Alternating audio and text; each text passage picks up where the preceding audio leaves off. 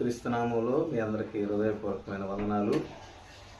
దేవుని మహాకృపను బట్టి దేవుడు మన జీవితంలో మరొక దినమును పొడిగించిన విధానాన్ని బట్టి దేవునికి స్తుతులు చెల్లించబద్దులమై ఉన్నాం. ఎందుకంటే ప్రియులారా, మన దినచర్యలో ప్రభు మనతో తోడుగా ఉంటూ కాపాడుతూ ఎన్నో మేలులు ఉపకారములు చేస్తూ వస్తున్న దేవుణ్ణి స్తుతింపబద్దులమై ఉన్నాం. ఎందుకంటే లోకంలో ఒకసారి మనం చూసుకుంటే అనేక మంది మరి ఈ లోకాన్ని విడుస్తున్నారు. మనం కేవలం బ్రతికున్నామంటే యేసుక్రీస్తు ప్రభు కృపను బట్టి మాత్రమే అని మనం జ్ఞాపకం చేసుకోవాలి. ఎందుకంటే ఈ మాటలు మనం చెప్పుకుంటుంది ఆయన మనుషులను సృష్టించిన సృష్టికర్త.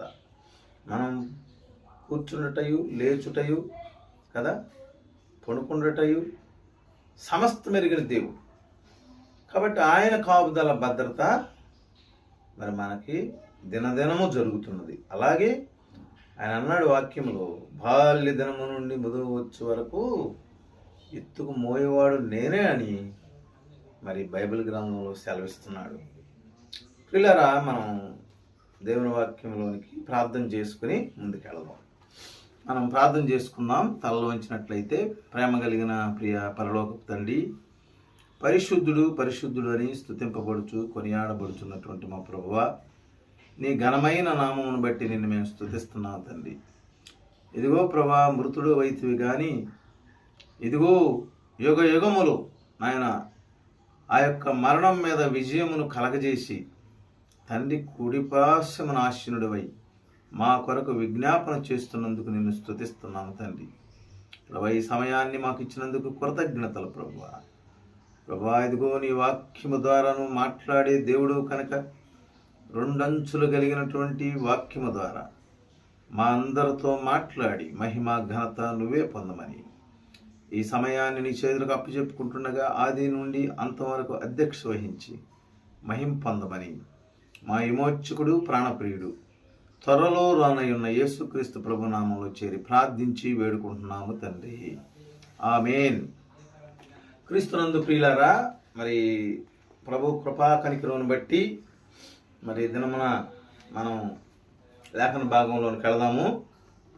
మరి ఆది కాండము మరి 4వ అధ్యాయము మరి మొదట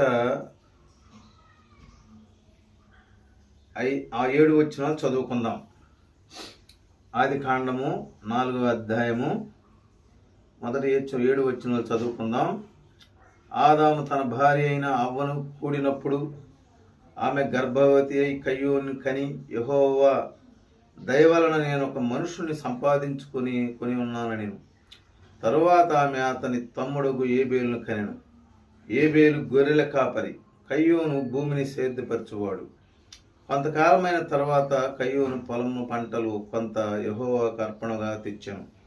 ఏబేలు కూడా తన మందలో తొలిచూలును పుట్టిన వాటిల్లో కొన్ని క్రొవ్విన వాటిని కొన్ని తెచ్చాను. యెహోవా ఏబేలును అతని అర్పణను లక్ష్యపెట్టాను, కయ్యూనుని అతని అర్పణను ఆయన లక్ష్య పెట్టలేదు. కాబట్టి కయ్యూనుకు మిక్కిలి కోపం వచ్చి అతడు తన ముఖము చిన్నబుచ్చుకొనగా, యెహోవా కయ్యూనుతో నీకు కోపమేలా? ముఖము చిన్నబుచ్చుకొని ఉన్నావేమి? నీవు సత్క్రియ చేసిన ఎడల తల ఎత్తుకుందువా? సత్క్రియ చేయని ఎడల వాకిట పాపం పోచి ఉండును, నీ ఎడల దానికి వాంఛ కలుగును, నీవు దాన్ని ఏలుదువనెను. ఇక్కడ ప్రియ సహోదరి సహోదరులారా, ఇక్కడ దేవుడు కయ్యూనుతో మాట్లాడుతున్నాడు కదా. ఏబేలు కయ్యూను. ఏబేలు మరి మొదటి సంతానం ఆదాముకి. ఇక్కడ అవ్వ అంటుంది, ఆదాము తన భార్య అయిన అవ్వను కూడినప్పుడు ఆమె గర్భవతి కయ్యూని కని, యెహోవా దయవలన నేను ఒక మనుషుల్ని సంపాదించుకొని నేను. ఇక్కడ ఒక మనుష్యుడు కదా, కయ్యోనుని కన్నది. యెహోవా దయ వలన నేను కన్నాను అని చెబుతుంది. మరి తర్వాత తన తమ్ముడగు ఏబేలును కూడా కన్నది. 2వ అధ్యాయం 4వ అధ్యాయం 2వ వచనంలో చూసుకున్నప్పుడు, తరువాత ఆమె అతని తమ్ముడగు ఏబేలును కనెను. ఏబేలు గొర్రెల కాపరి, కయ్యోను భూమిని సేద్యపరుచువాడు. ఇక్కడ వీళ్ళిద్దరు పెద్దవారయ్యారు. పెద్దవారైన తర్వాత కయ్యోను మరి భూమిని వ్యవసాయం చేస్తున్నాడు. ఏబేలు గొర్రెల్ని కాస్తున్నాడు. వాళ్ళిద్దరు పెద్దవారైన తర్వాత దేవునికి అర్పణ తెచ్చారు. చూడండి, మనం 3లో చూసుకున్నప్పుడు, కొంతకాలమైన తర్వాత కయ్యోను పొలం పంటలో కొంత యెహోవాకు అర్పణగా తెచ్చాను. ఏబేలు కూడా తన మందలో తులుచూలను పుట్టిన వాటిలో క్రొవ్విన వాటిని కొన్ని తెచ్చెను. యెహోవా ఏబేలును అతని అర్పణను లక్ష్య పెట్టెను, కయ్యోనుని అతని అర్పణను ఆయన లక్ష్య పెట్టలేదు. ఇక్కడ లక్ష్య పెడతాం దేవునికి ఇష్టమైనటువంటి అర్పణ కదా. ఎవరు తెచ్చారు? కయ్యోను తేలేదు, ఏబేలు తెచ్చాడు. అందుకనే మరి హెబ్రీయులకు రాసినటువంటి పత్రికలో ఒక శ్రేష్టమైనటువంటి మాట అంటాడు. చూడండి, హెబ్రీయులకు రాసినటువంటి పత్రిక 11వ అధ్యాయం హెబ్రీయులకు రాసినటువంటి పత్రిక 11వ అధ్యాయం 4వ వచనంలో ఏమంటాడంటే, విశ్వాసమును బట్టి ఏబేలు కయ్యోను కంటే శ్రేష్టమైన బలి దేవునికి అర్పించెను. దేవుడు అతని అర్పణను గురించి సాక్ష్యం ఇచ్చినప్పుడు అతడు ఆ విశ్వాసమును బట్టి నీతిమంతుడని సాక్ష్యము పొందెను. అతడు మృతి పొందియు ఆ విశ్వాసము ద్వారా మాట్లాడుచున్నాడు. ఇక్కడ ఏం పొందాడంటే, ఆ విశ్వాసమును బట్టి నీతిమంతుడని సాక్ష్యము పొందెను. విశ్వాసమును బట్టి కదా, విశ్వాసమును బట్టి ఏబేలు కయ్యోని కంటే శ్రేష్టమైన బలి దేవునికి అర్పించెను. ఇక్కడ శ్రేష్టమైన బలి మరి కయ్యోను అర్పించినట్లుగా మనం బైబిల్ గ్రంథంలో చూస్తున్నాం ప్రియులారా. మరి ఈ కాలంలో ఉన్నటువంటి మనము ఆ కాలంలో కయ్యోను ఏబేలు అర్పణగా తీసుకెళ్లారు, అర్పించారు. అయితే ఈ కాలంలో ఉన్నటువంటి మనము మరి ఎలాంటి అర్పణ ఆదివారం దినమున, ప్రభు దినమున ఎలాంటి అర్పణ దేవునికి అర్పించటానికి తీసుకెళ్తున్నాము? చూడండి, మనం ఆనాడు విశ్వాసమును బట్టి ఏబేలు శ్రేష్టమైనటువంటి అర్పణను అర్పించినట్లుగా మనం చూస్తున్నాము. అయితే కయ్యోను తన అర్పణ విషయంలో నిర్లక్ష్య విశ్వాసం లేనివాడుగా మనము చూస్తున్నాం. అది దేవుడు చూశాడు. అందుకని ఇక్కడ కయ్యోను అంటున్నాడు, కయ్యోను అతని అర్పణ ఆయన లక్ష్య పెట్టలేదు. కాబట్టి కయ్యోనికి మిక్కిలి కోపం వచ్చి అతడు తన ముఖము చిన్నబుచ్చుకొనేను కదా. హృదయపూర్వకమైన అర్పణ లేదు కయ్యోని దగ్గర కదా. విశ్వాస సంబంధమైన అర్పణ దేవునికి తీసుకెళ్ళలేదు.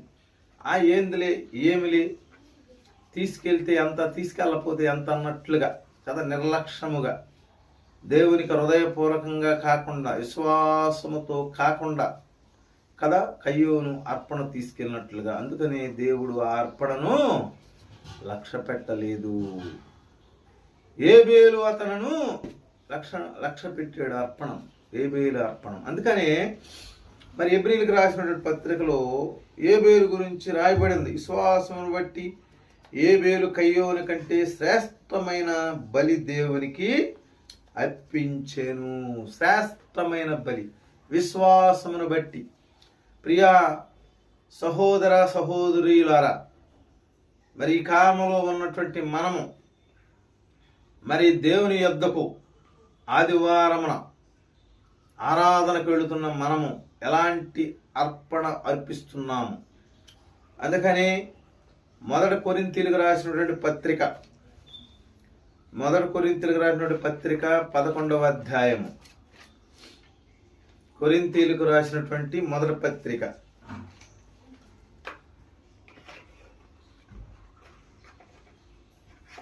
తీయండి. మొదటి పత్రిక 11వ అధ్యాయము, కొరింథీయులకు రాసినటువంటి మొదటి పత్రిక 11వ అధ్యాయం 23 నుండి చదువుకున్నాం. నేను మీకు అప్పగించిన దానిని ప్రభు వల్ల పొంది తిని, ప్రభు అయిన యేసు తాను అప్పగింపబడిన రాత్రి ఒక రొట్టెను ఎత్తుకుని కృతజ్ఞతాస్తుతులు చెల్లించి దానిని విరిచి, ఇది మీ కొరకైన నా శరీరము, నన్ను జ్ఞాపకం చేసుకున్నట్టుకై దీన్ని చేయడని చెప్పాను. ఆ ప్రకారమే భోజనమైన పిమ్మట ఆయన పాత్రను ఎత్తుకుని, ఈ పాత్ర నా రక్తం వలనైన కొత్త నిబంధన, మీరు దీనిలోనిది త్రాగునప్పుడల్లా నన్ను జ్ఞాపకం చేసుకున్నట్టుకై దీన్ని చేయడని చెప్పాను.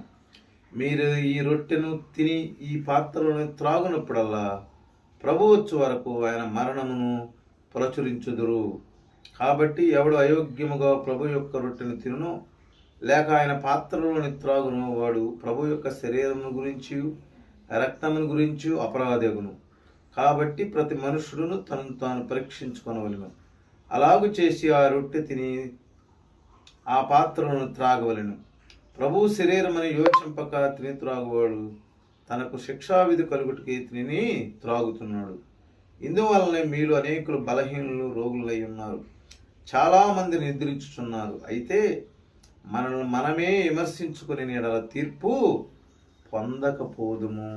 ఇక్కడ మన యేసుక్రీస్తు ప్రభువు దగ్గరికి, కొత్త నిబంధన దగ్గరికి వచ్చినప్పుడు అక్కడ ఏబేలు విశ్వాసమును బట్టి శ్రేష్టమైన బలి ఎలాగ అర్పించాడో, ఇక్కడ ప్రతి ఆదివారము మనము ప్రభు సన్నిధానానికి వెళుతున్నటువంటి మనము, ఆయన బల్ల యొద్ద ఆయన ఆరాధించుటకు వెళుతున్నటువంటి మనము ఎలాంటి విశ్వాస సంబంధమైన అర్పణను మనము ఆయనకి అర్పించటానికి మనం వెళుతున్నాం.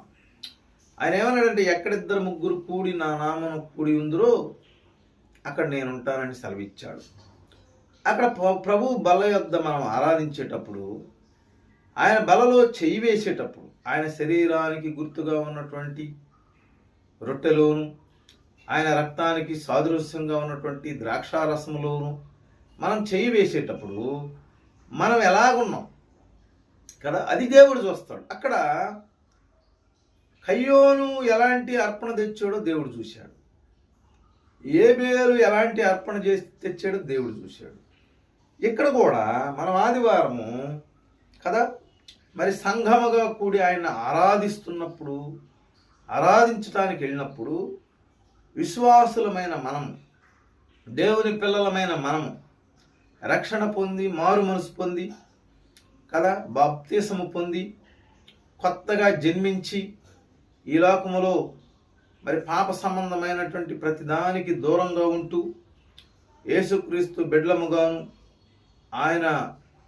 ఆయన ఉద్దేశాలను మనం నెరవేర్చేవారుగాను ఉంటూ, మరి ప్రతి ఆదివారము సంఘంగా కూడి వెళ్ళినప్పుడు మనం ఏ విధమైనటువంటి అర్పణను దేవునికి అర్పిస్తున్నాము, అది దేవుడు చూస్తున్నాడు. అందుకనే ఇక్కడ 28 అంటాడు, కాబట్టి ప్రతి మనుషుడును తను తాను పరీక్షించుకొనవలెను, అలాగు చేసి ఆ రొట్టెని తిని ఆ పాత్రలోని త్రాగవలెను.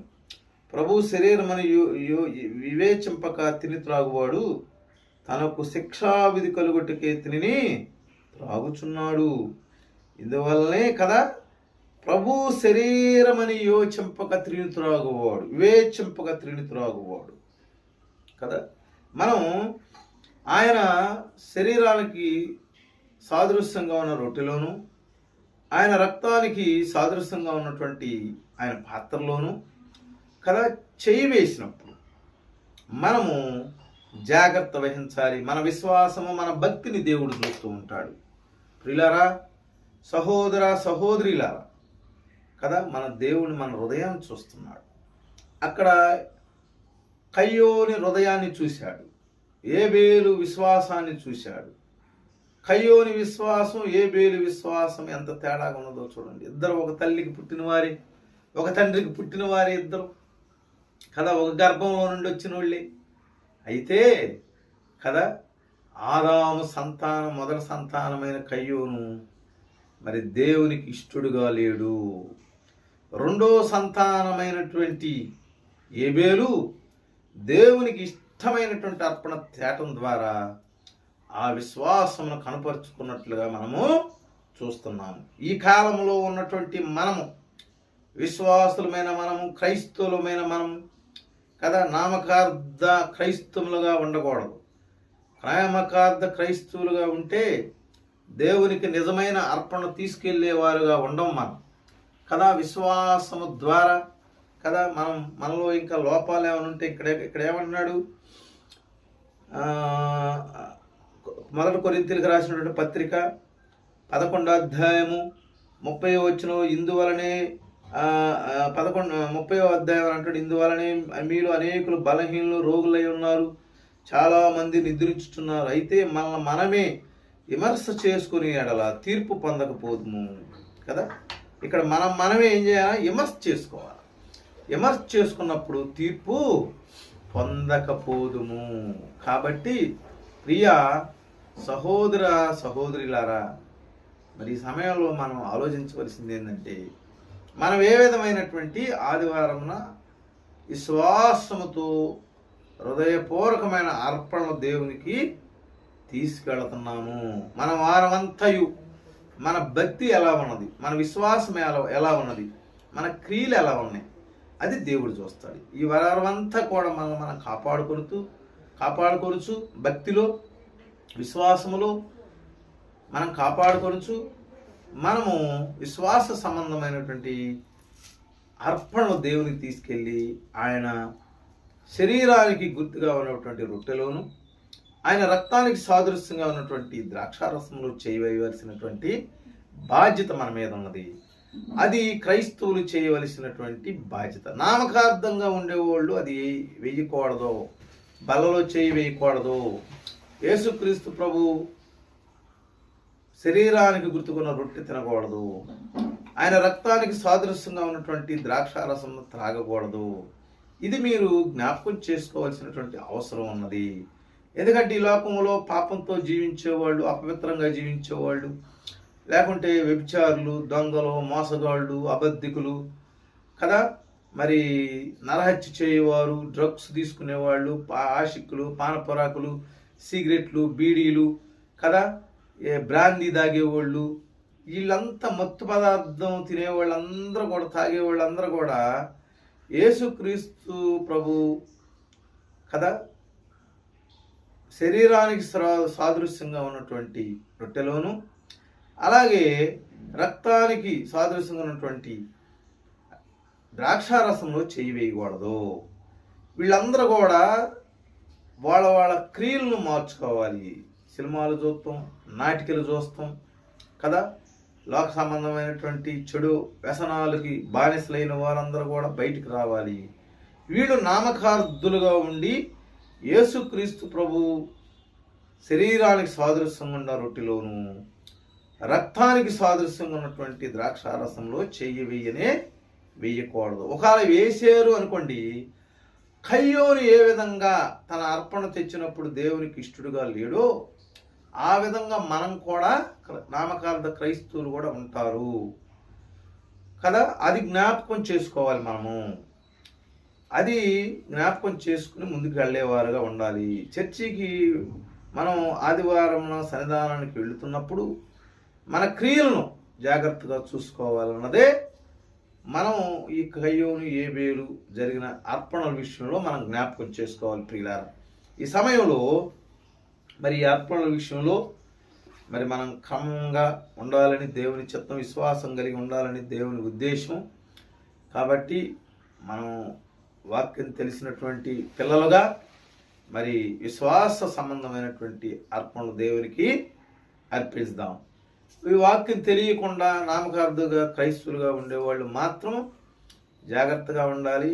మనం ఈ లోక సంబంధమైన అలవాట్లన్నీ తీసివేసుకుని మారు మనసు పొంది ప్రభువైన యేసుక్రీస్తు రక్తంతో కడగబడిన వారై ఈ లోక సంబంధమైనటువంటి విషయాలు నేను ఇందాక చెప్పినట్లుగా మరి సినిమాలు చూస్తాం కానీ, నాటికలు చూస్తాం కానీ, వ్యభిచార క్రియలు జరిగించటం కానీ, అబద్ధాలు, మోసాలు కదా, త్రాగుడికి వ్యసనాలైనను, సిగరెట్లు, బీడీలు, ఆషిక్లు, పాను పరాకులు, ఇవన్నీ కూడా కదా మోసపూరితంగా మరి ఉంటూ మరి సిగరెట్లు తాగుతూ, బీడీలు తాగుతూ, ఇష్టానుసారంగా జీవిస్తూ వచ్చి దేవుని బల్లలో చెయ్యి వేయకూడదు. అందుకనే విశ్వాసం లేకుండా కయ్యూను మరి దేవునికి బలి అర్పించాడు కాబట్టి మరి ఆయన ముఖము చిన్నబుచ్చుకోవాల్సి వచ్చింది.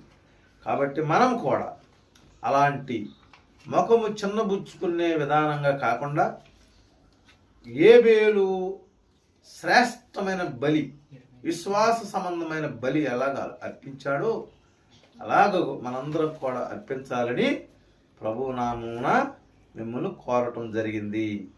ఈ వాక్యము మనందరం మేలు కొరకు దేవుడు దీవించి ఆశీర్వదించునుగాక. మీ అందరికీ వందనాలు.